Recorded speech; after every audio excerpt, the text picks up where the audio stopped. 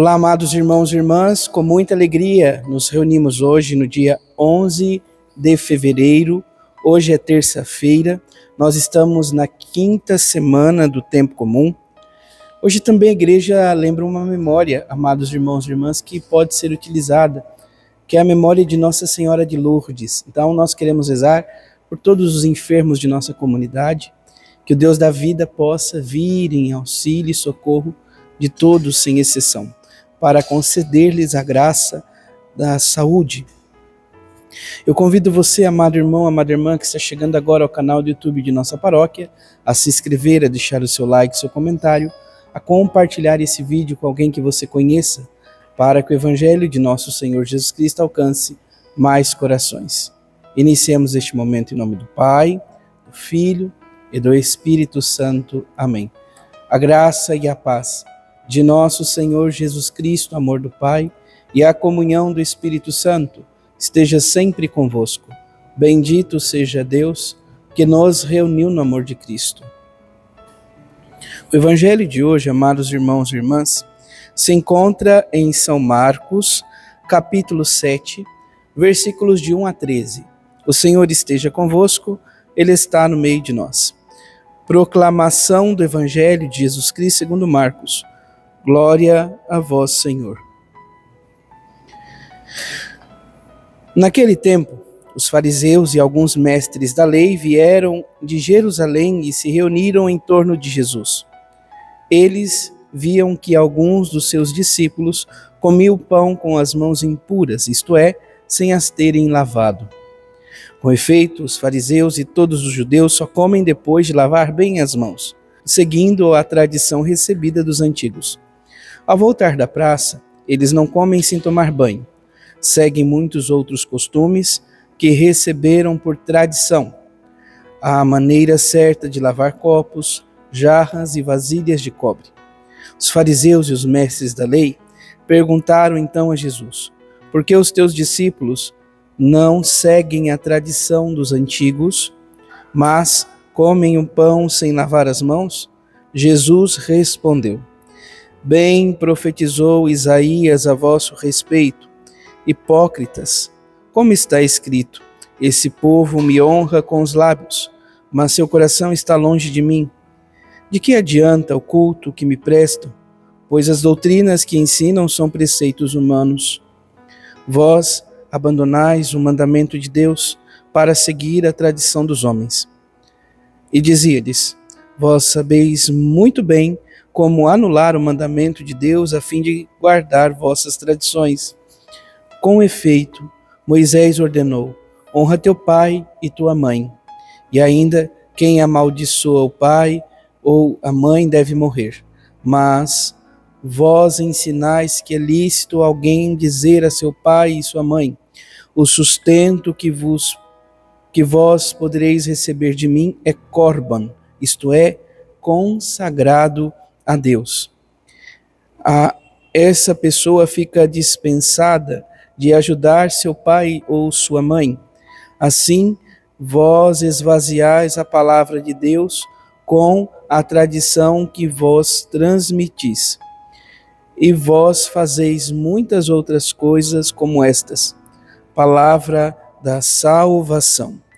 Glória a vós, Senhor. Amados irmãos e irmãs, a primeira leitura de hoje é do livro do Gênesis, capítulo 1, versículos de 20 ao capítulo 2, versículo 4. Narra o episódio da criação.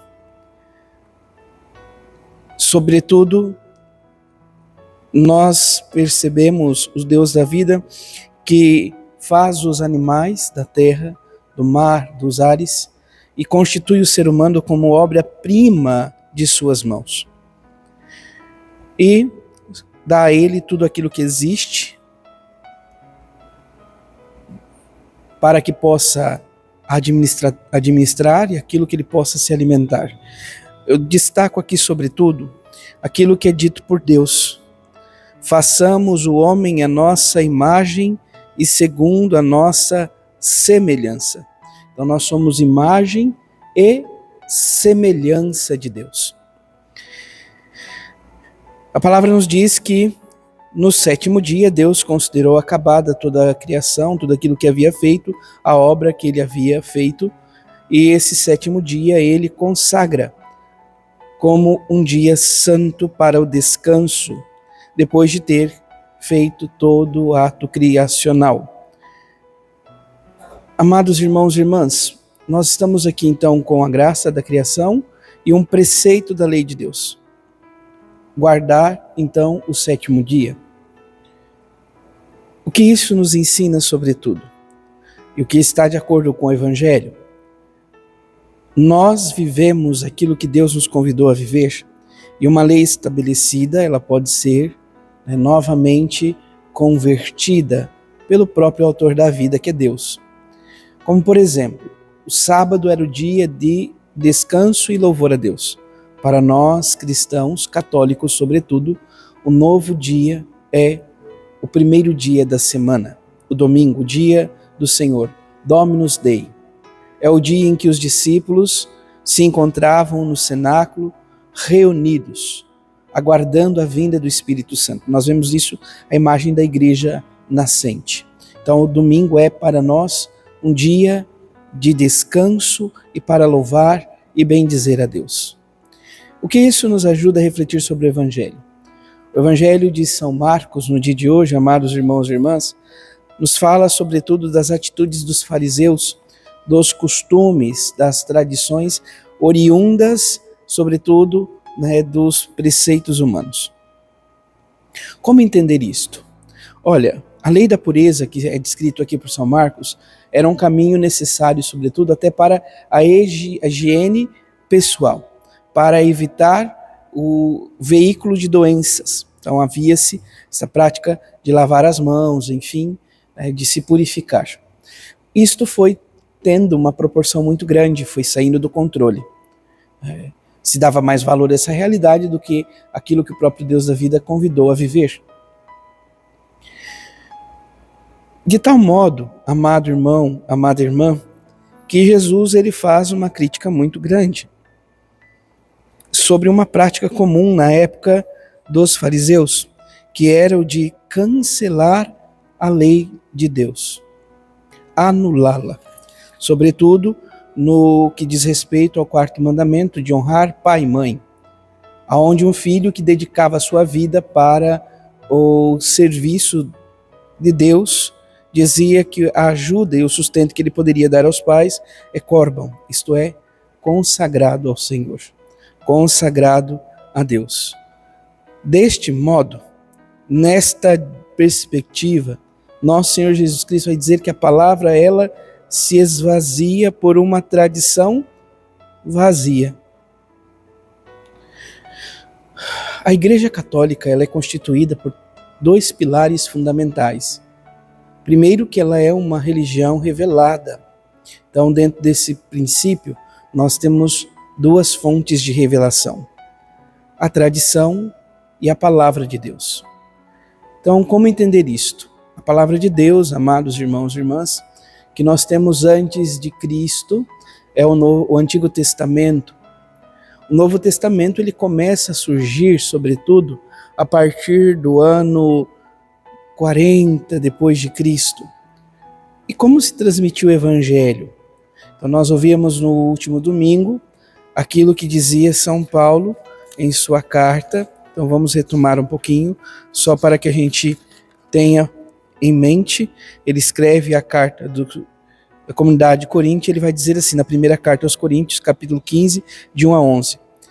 Quero lembrar-vos, irmãos, o evangelho que vos preguei e que recebestes e no quais estáis firme. Por ele sois salvos, se o estáis guardando, tal qual vos foi pregado por mim. Então, Paulo não tinha os textos do evangelho que nós temos hoje. Não tinha. Os evangelhos vão surgir depois, muito tempo depois, pela uma necessidade de se registrar aquilo que era transmitido oralmente. Então, a tradição, ela se fazia presente, e essa tradição não esvaziava a lei de Deus, pelo contrário, ela estava a serviço da lei de Deus e ela encaminhava a lei de Deus, fazendo com que aquilo que era transmitido oralmente possa ser escrito posteriormente.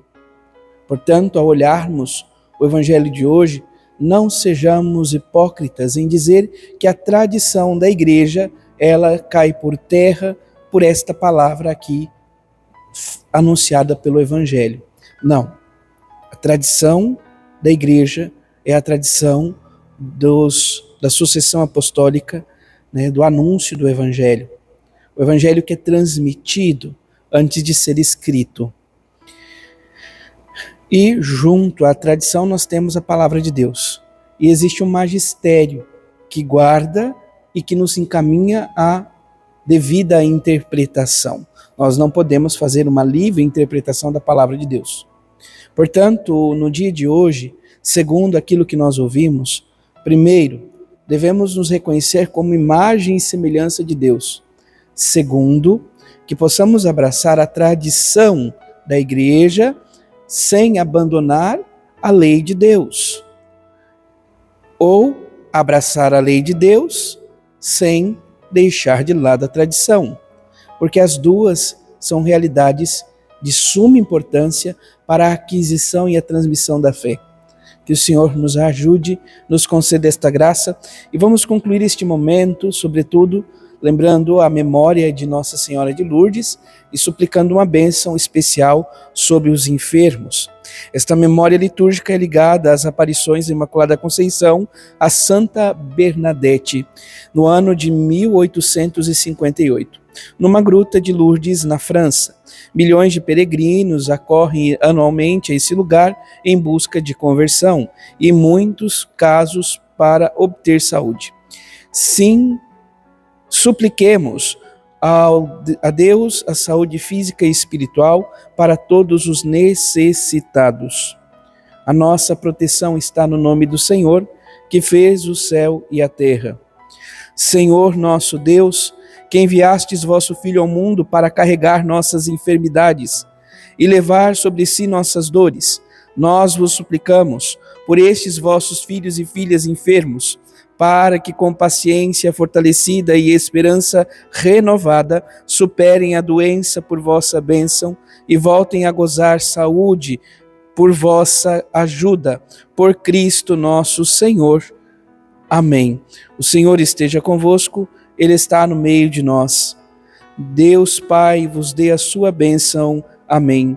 Deus Filho vos conceda a saúde. Amém. Deus Espírito Santo vos ilumine. Amém.